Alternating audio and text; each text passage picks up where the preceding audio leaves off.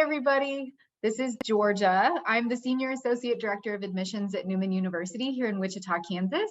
And I'm super happy that you've decided to join us for tonight's virtual healthcare Q&A. This is a chance for you to have all of our program directors in one place. I don't know any other place where you can get that. But this is your chance to learn a little bit about each program, how many spots they have, what it takes to get in, the application process, but also just ask about what they do as a profession, what they're looking for in applicants, and how you can best prepare for their programs. Oh, I forgot to change. That's me. Without further ado, I want to introduce you to the Dean of the School of Healthcare Professions, Jerry Tyrell. Good evening and welcome this evening. We're excited to have you joining us, and we hope that we answer all of your questions. And if we don't, all of the program directors will have their information listed on the screen at a later point in time. We will be happy to answer any questions that you have as they come up later. You can email, call us, contact the school, and we will engage you in whatever questions you have, or schedule a visit and come and see us, and we'd be happy to help get a tour set up for you. But at this point in time, we are going to turn it over to our first program director, and that is Tim Cho. Hello, everyone. My name is Tim Cho. I'm the program director for Respiratory Care. And as a respiratory therapist, we specialize in treating patients with pulmonary disease. We assist in the diagnosis, assessment, and treatment of those individuals. And we handle patients all the way from newborns to the oldest in our population who may be actively dying. We deal with stable patients as well as those requiring life support, such as mechanical ventilation. Our program is an associate's degree program. It's 3 semesters long. It starts in the fall and you graduate the following fall semester. We have 20 spots. Application period starts February 1st, and typically we keep accepting students until we fill. Our minimum GPA is 2.0, and we require a minimum of a C in all prerequisite coursework. Hi, I'm Teresa Vetter. I'm the director of the nursing program, and we have a Bachelor of Science in Nursing. Nursing is, most of you have been around nurses or seen nurses, whether that's because you've been in the hospital or maybe at your school or at, your doctor's office. Nursing practices in a large variety of places. And as Tim said, for respiratory, we practice through all age ranges. It is a Bachelor of Science in Nursing, so it is a 4-year degree. We admit students twice a year into our program. First 2 years are spent doing the general education courses for the university, as well as our prerequisite courses like the sciences and college composition courses, those type of classes. And then the second 2 years are all nursing classes. We admit 32 students at each of those times, in the fall and in the spring. And our applications open for the fall start date. Our applications open on February 1st. And for our spring start date, our applications open on September 1st. We don't really set a deadline. We kind of do rolling admission, where we continue to accept applications until we have 32 applicants who meet our requirements, and at that point is when we would stop taking applications. The minimum GPA to apply to the nursing program is a 2.85. And we would love to be able to, give you more information and talk to you about what we do in nursing and what our program is like.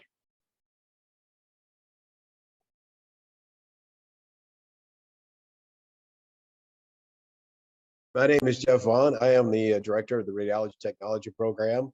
And our program is an associate's degree program. Our main function is really to do imaging. And what we have in our program is mainly for just diagnostic imaging, but it does lead into like MRI, CAT scan, mammography, or any other modality. All those things belong to radiology.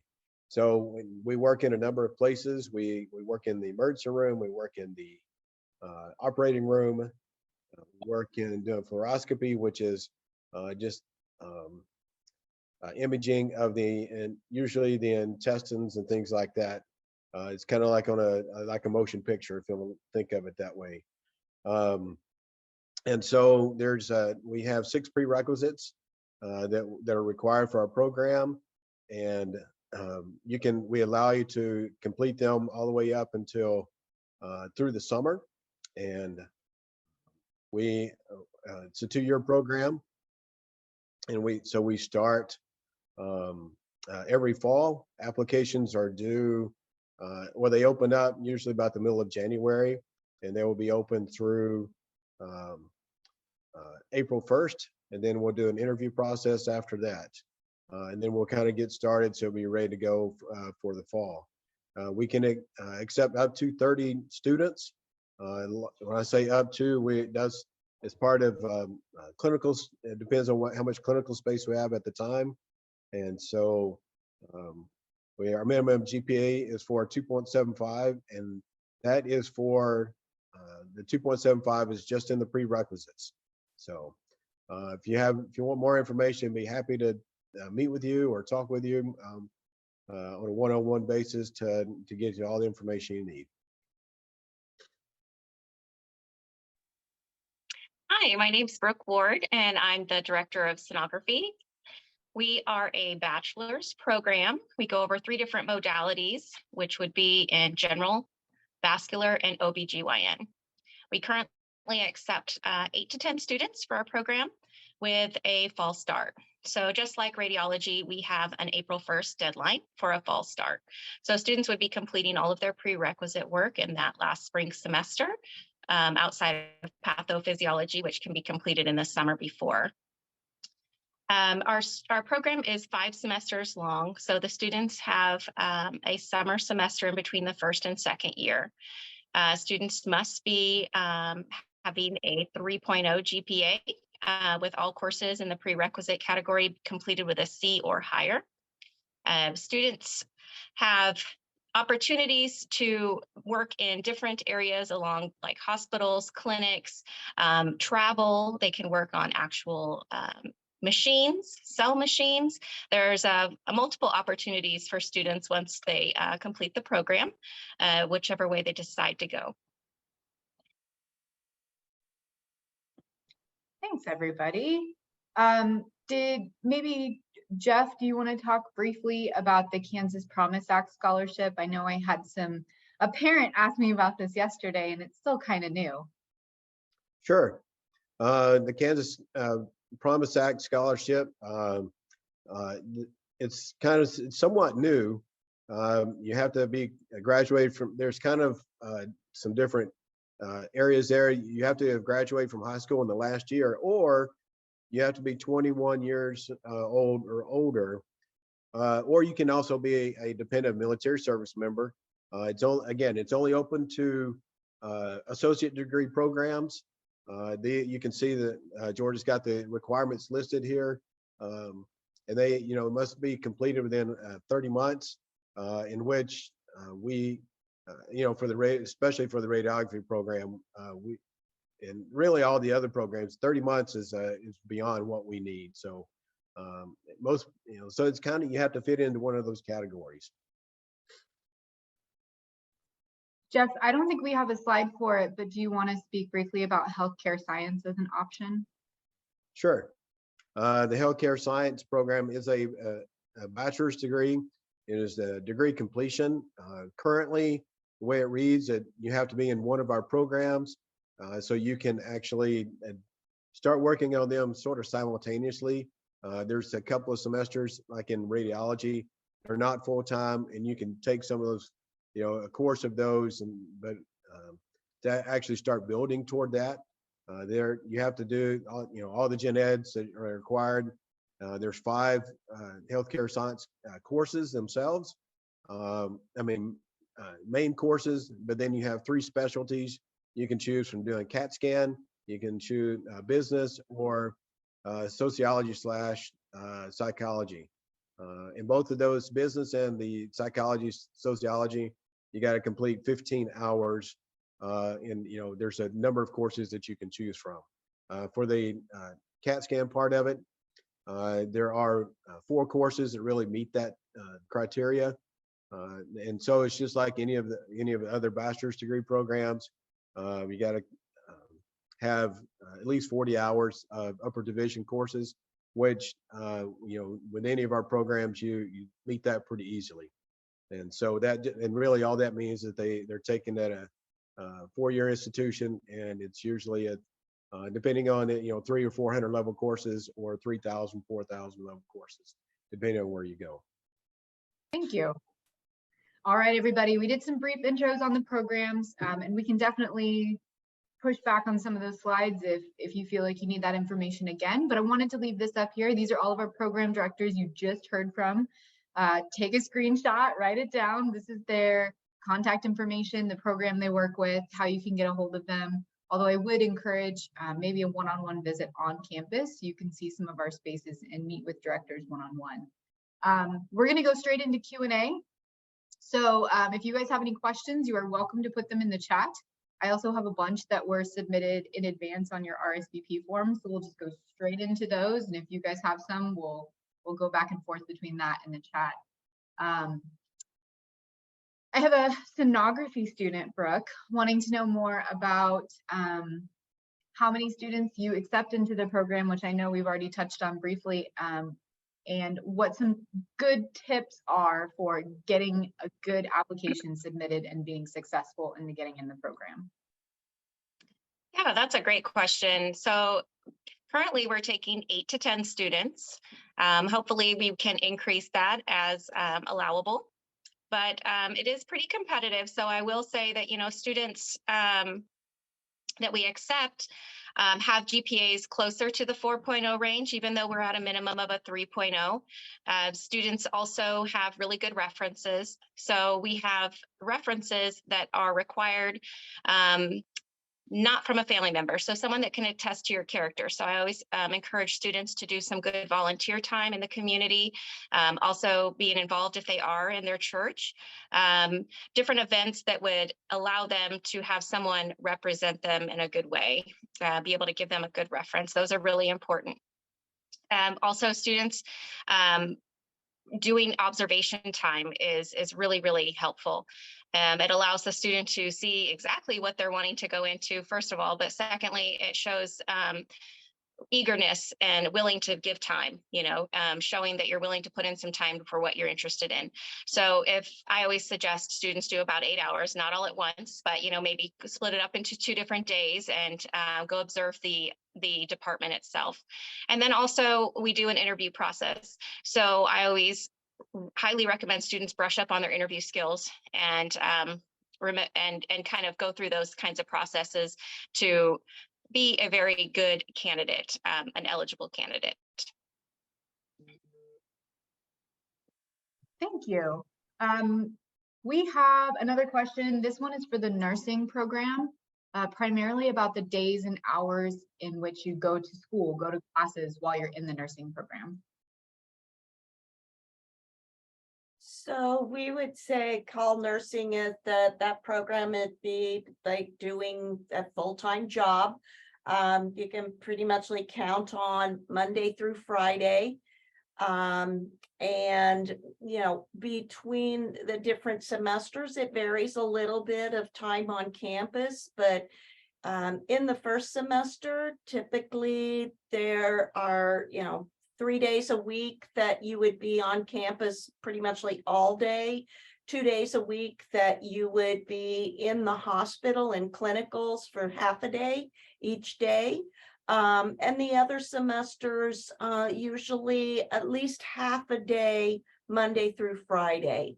So, what we have to look at is, and this is probably true, I'd say for all of our programs, is it's the learning of being in a classroom, having lecture courses.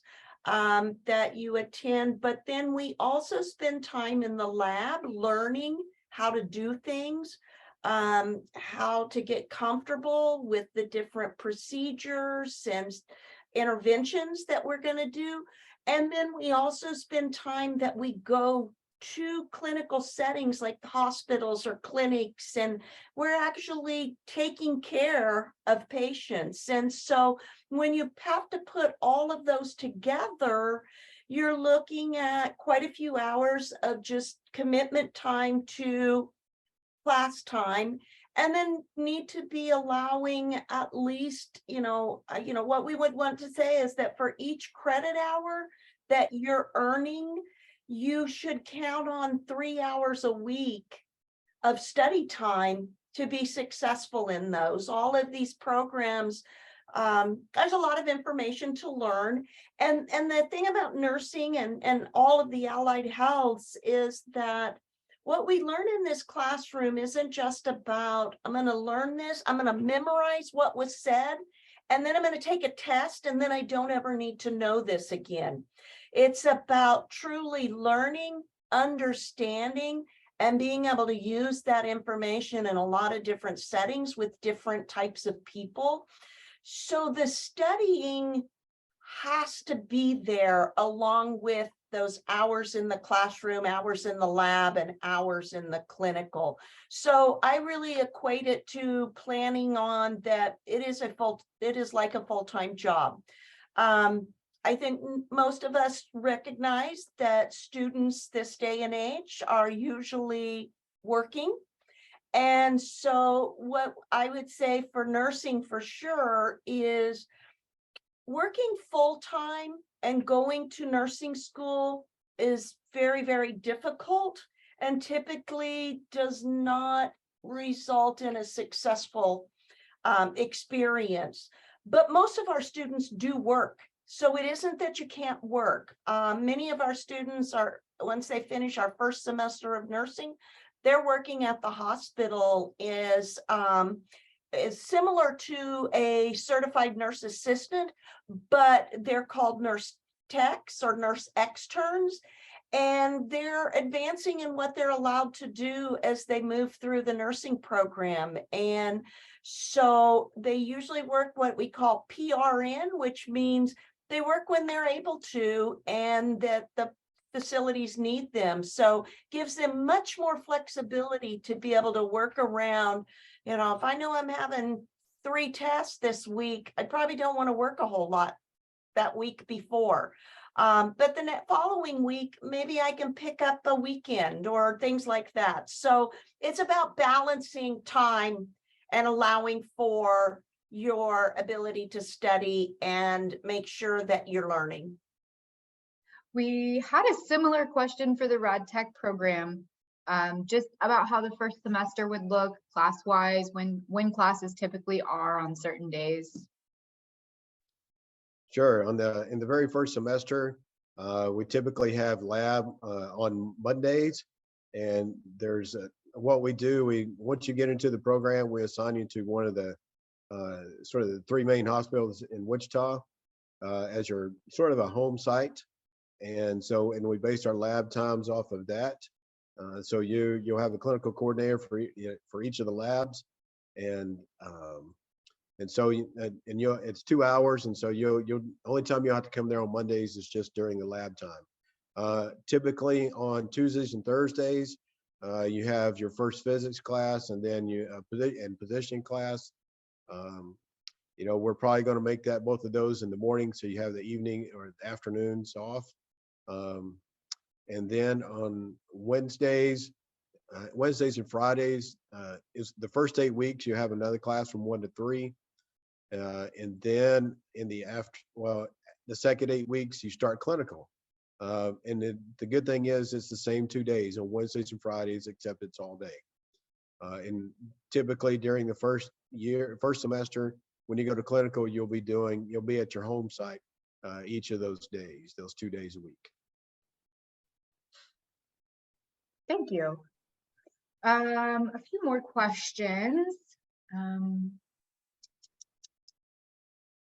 They said that this is probably a dumb question. I don't think it's a dumb question at all, but can you apply for the program if you're still taking your prerequisite courses? I think I know the answer for all of you, but if someone wants to touch on it, that would be great. Sure, I can, since I have a mute off. Yes, you can continue to, we encourage you to apply for our programs, even though you're still working on your prerequisites. Especially like for the Rad Tech program, you can be taken in the spring and the summer, as long as everything is completed by the summer, end of the summer. So you have all your prerequisites ready to go by the time classes start for the fall. Now, the other programs, I think they still fall into that category. They may have some different rules, but I think as far as applying, I would go ahead and apply during the application period. Teresa, correct me if I'm wrong. Like in nursing, you can apply in the spring and be ready to go for the fall. And I think that's pretty typical for most of our programs. Yeah.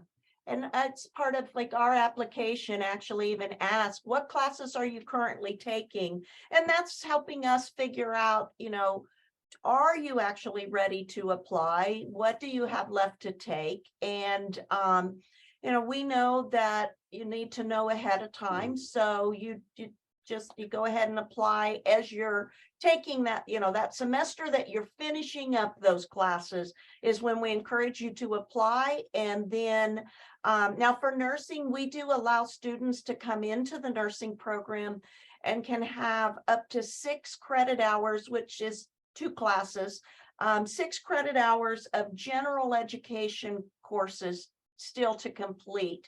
Everything else has to be completed prior to starting the program. Brooke, on yours, do you need, you have to have everything complete probably by the spring? Yeah, so we have everything completed by the spring semester just because we're so credit heavy with ultrasound courses. There's just not a lot of room to have additional courses for the bachelor seeking student, but the only one that we do allow to be taken in the summer would be pathophysiology. And of course, if you receive an acceptance letter in the spring for the fall start, it would be contingent on passing that course. Thanks, everybody. Had another question here for nursing. Are any laptops good to use, and what specific programs do they need to have as like a study tool? Anything in particular, or just whatever they prefer? Actually, we can, provide that information. Really, it's pretty much like what the university lists as, requirements for technology. We don't require anything specific. What we do know is that Chromebooks do not work well with some of our testing programs that we use. We do all of our exams on the computer. We use some standardized testing, and the Chromebooks just do not function well with those. But we have students who use MacBooks. We have students who, use Lenovo, Dell. They all work well.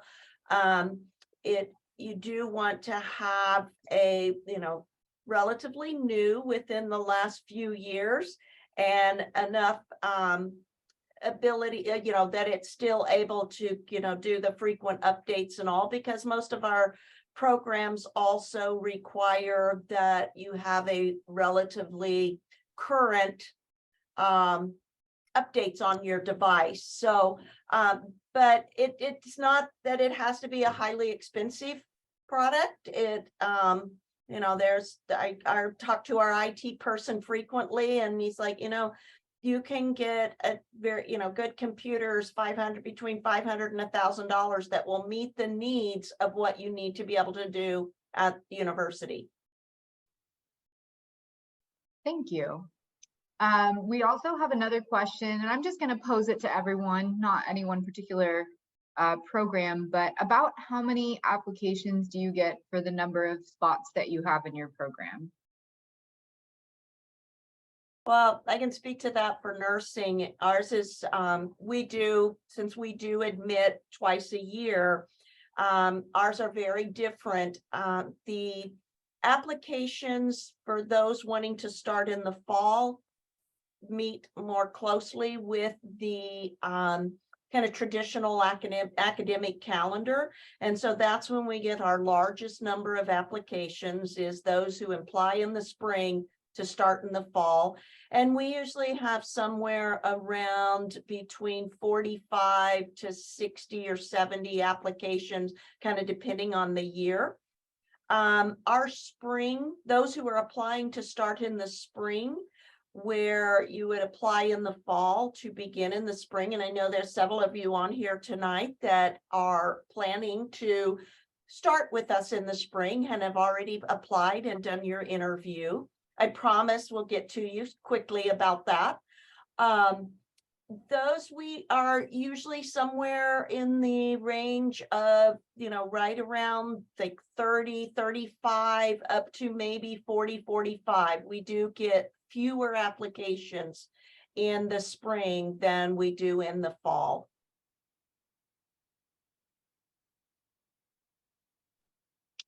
On ultrasound, we typically have over 20 applicants, and we have 8 to 10 spots. So it is pretty competitive for us.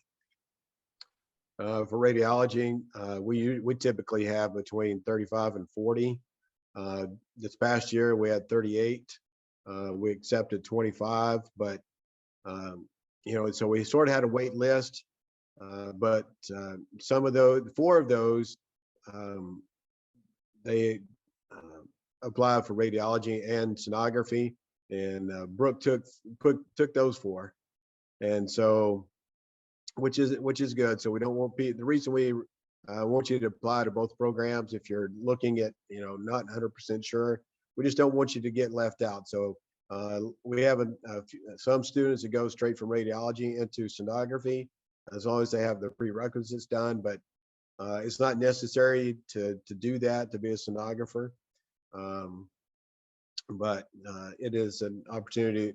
You can still, but then you could be working as a rad tech, while you're going to sonography school. So depends on what you want to do. For the respiratory care program, the last few years, we haven't been able to fill our classes. So as long as the applicant is qualified, we've been accepting them into the program. So that's why we kind of do a rolling admission as well the last few years. Awesome. We did have a rad tech student ask if they could be in the program part-time. Jeff, do you want to address that? Yes. Typically, no, we do not allow people to be part-time. No, the reason for that is because you have your clinical times, and especially there's a couple of semesters where you're in clinical 4 days a week, all day.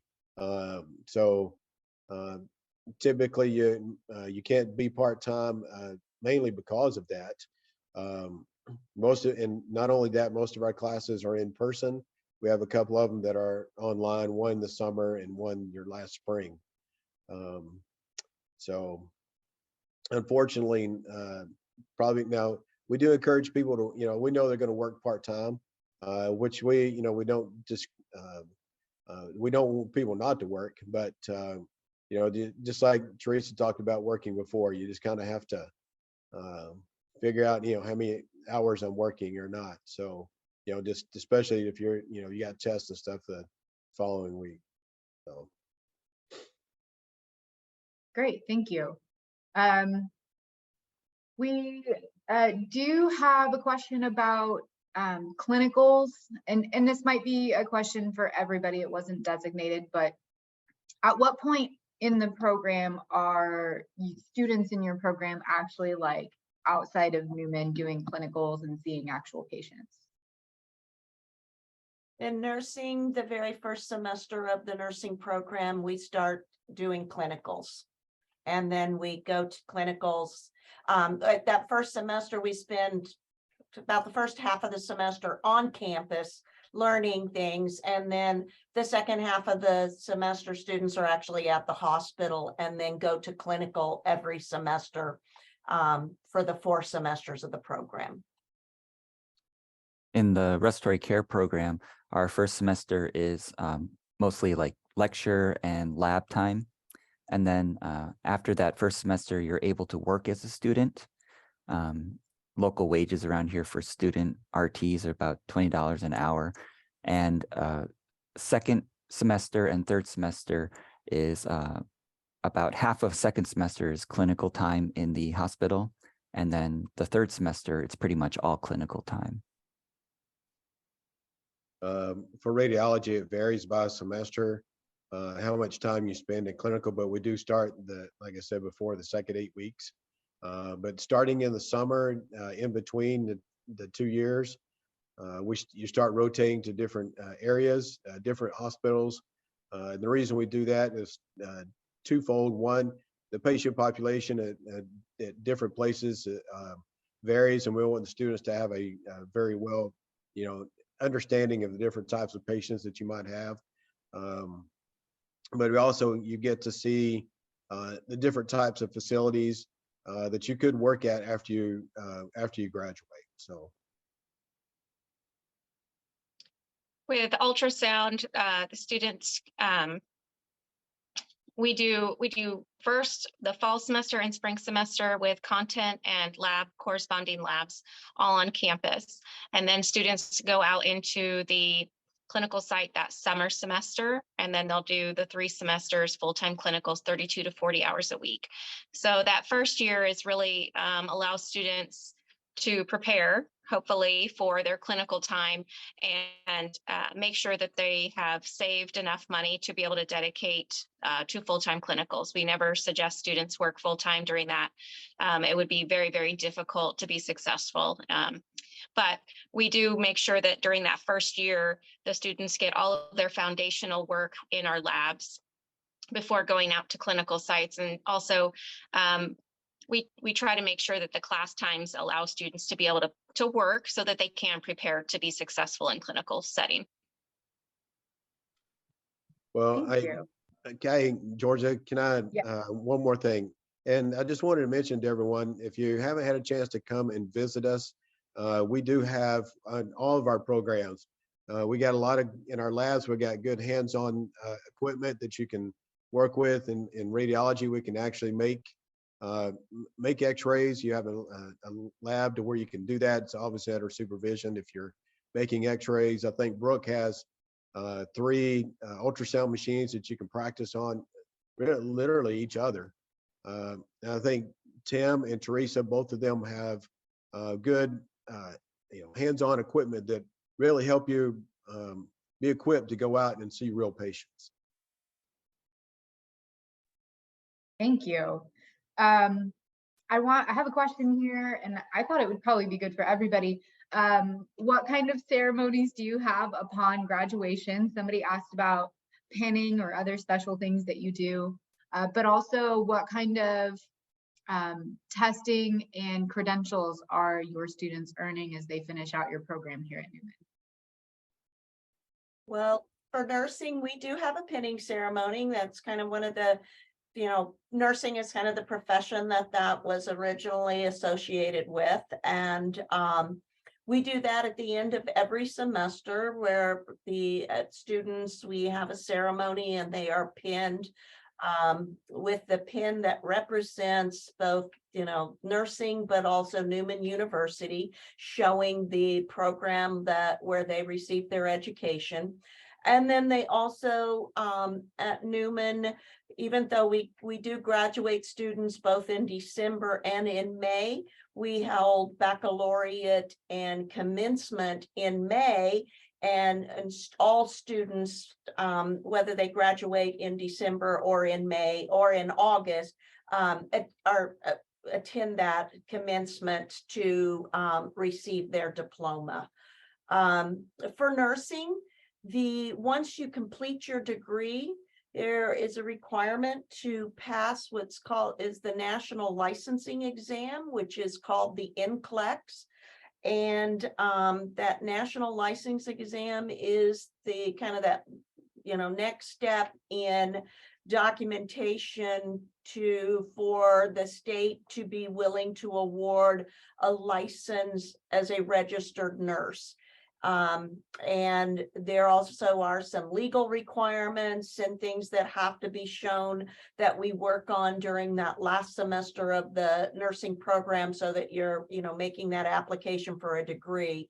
But that licensing exam and a transcript showing the completion of the degree and the completion of the nursing program are mandatory pieces for receiving a license.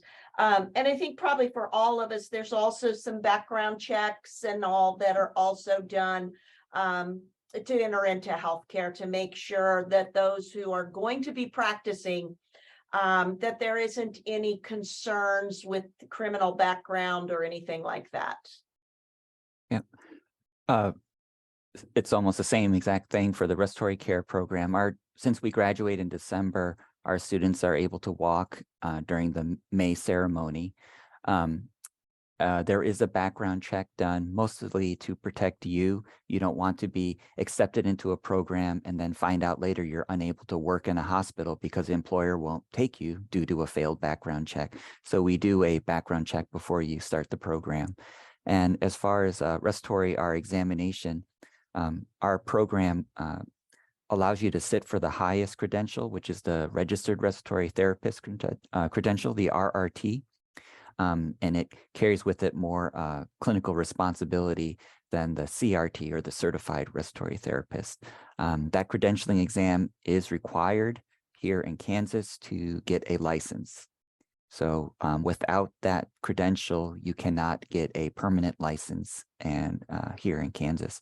And it's to your benefit to get that RRT credential, because there are some states in the US, or like Ohio, California, Florida, these are big states that will not allow you to get a license without the RRT credential. For radiology, it's a lot like Tim's. When you graduate, you're eligible to sit for the national certification exam.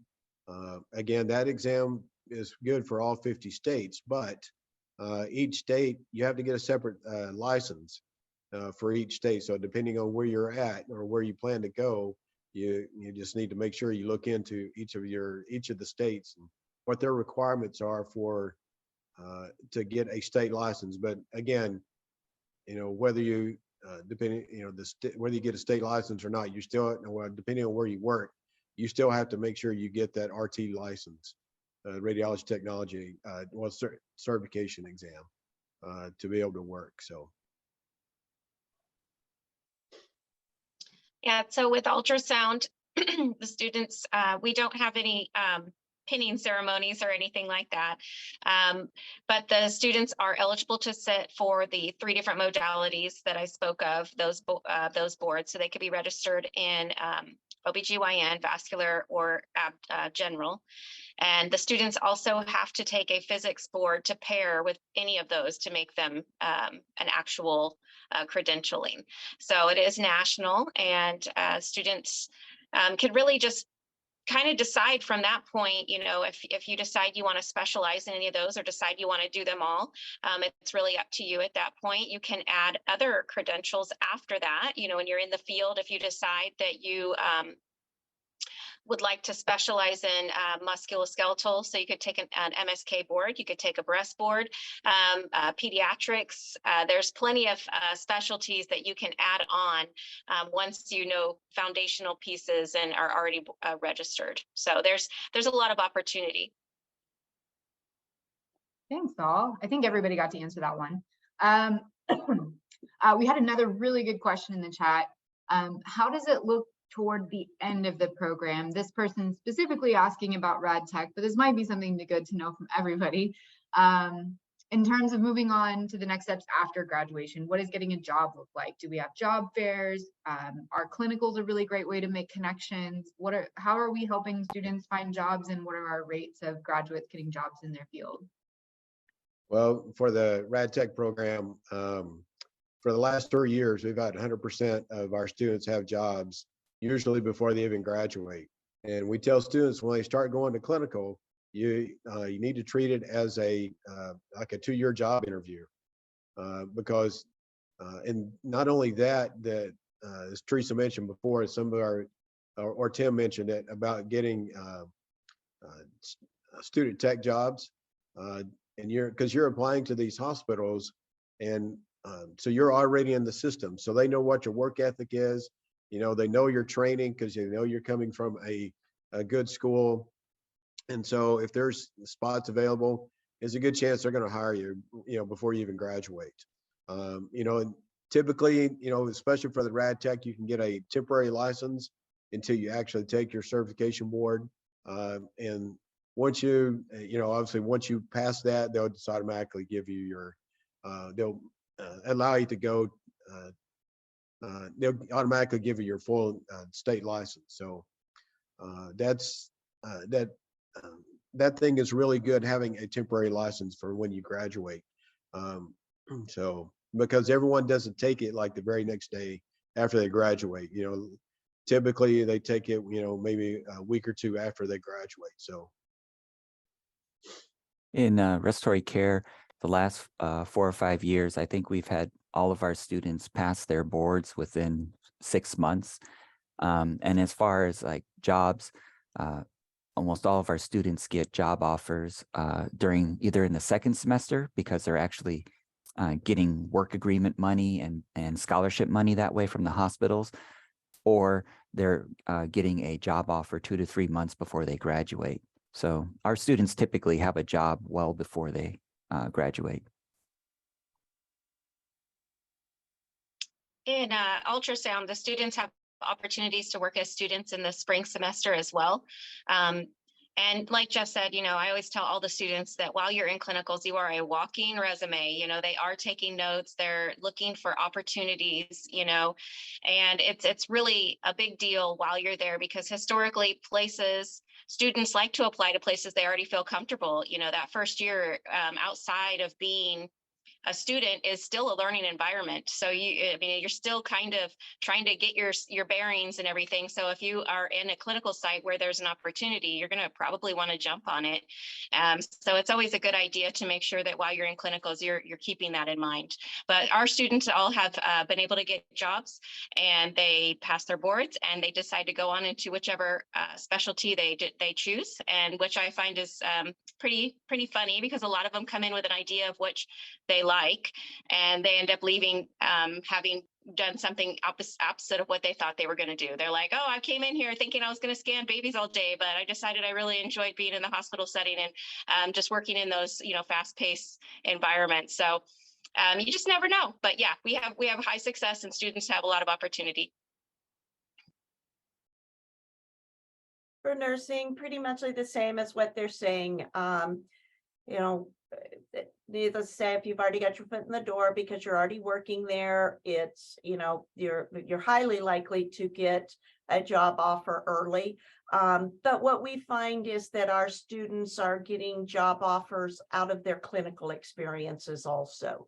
They're in the hospital, they're doing clinical, and the nurses they work with, if they're engaged and learning and doing what they're there for, then the nurses are telling their managers, talk to this student. We want them to come to work with us. So our students our students all have job offers before they graduate, unless they have chosen not to apply for jobs yet.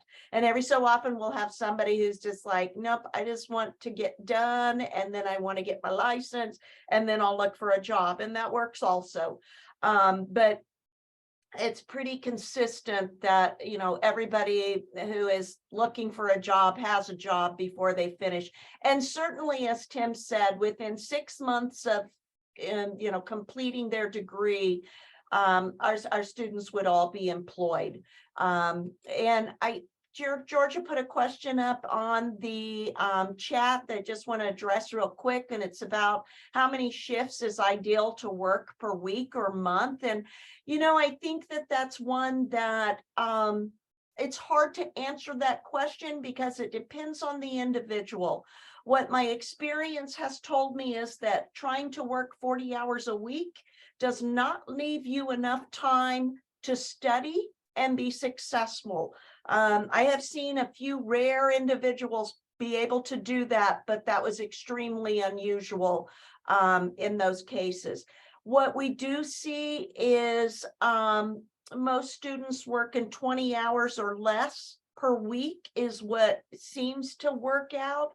But what I will usually tell anyone who's coming into nursing or an allied health program that, you know, needs to work, and I think that fits most of us, that we need to work, flexibility is the key. Having a job with a manager who understands your workload in school fluctuates and you need to be able to adapt your work to that fluctuation, and that, you know, we all have to make money to be able to support ourselves, but that we have to have managers that recognize that our education comes first, because that's what's going to allow us to move on in healthcare and be able to advance and be more support to the profession. So like I said, my magic number is usually 20 hours or less, but that sure depends on the individual. Well, hey, let me piggyback a little bit on Teresa's comments. Another thing is, I just want to, let you know that, or make you aware of, typically you have 4 to 5 weeks in between semesters. And so, especially if you're working as at a student tech or wherever you're working, usually your employers allow you to put in more time during those time off. So always keep that in mind as well. The only one that's really not that way is in between the summer semester and the fall semesters. Typically, there's only about 3 weeks.